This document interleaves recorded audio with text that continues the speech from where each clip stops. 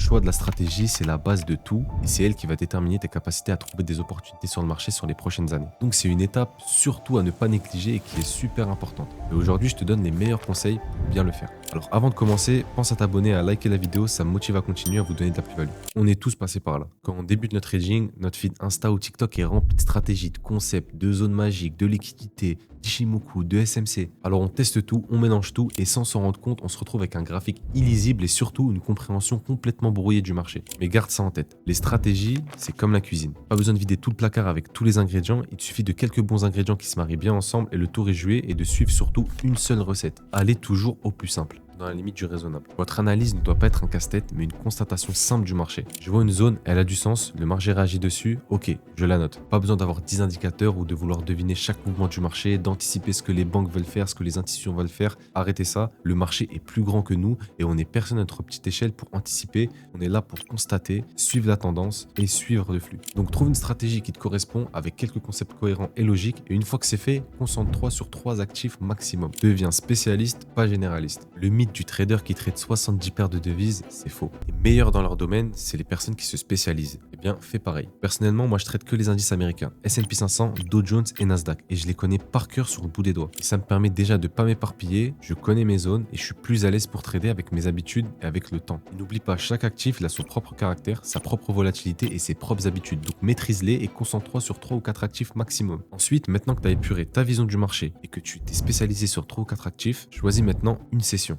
Concentre-toi sur une seule session, ça t'évitera de rester devant les écrans toute la journée et surtout ça t'évitera de trader par ennui. Ça t'évitera beaucoup d'erreurs. Prenons un exemple. Si tu travailles le matin de 7h à 14h, vise plutôt l'Open US à 15h30, heure française. Tu sais que tous les jours à cette heure-là, tu es devant les graphiques pour trader. Et surtout, si tu te concentres sur 3 actifs maximum, tu es super concentré. Et là, tu passes du trader du midi qui ouvre son MetaTrader 5 à sa pause parce qu'il a envie de trader par ennui au trader organisé, professionnel, qui s'organise sur une seule session. Et ça va te permettre d'avoir un rythme et surtout de limiter tes erreurs parce que inconsciemment, tu as un cadre horaire à respecter. Donc en résumé, simplifie ta stratégie, épure ton trading.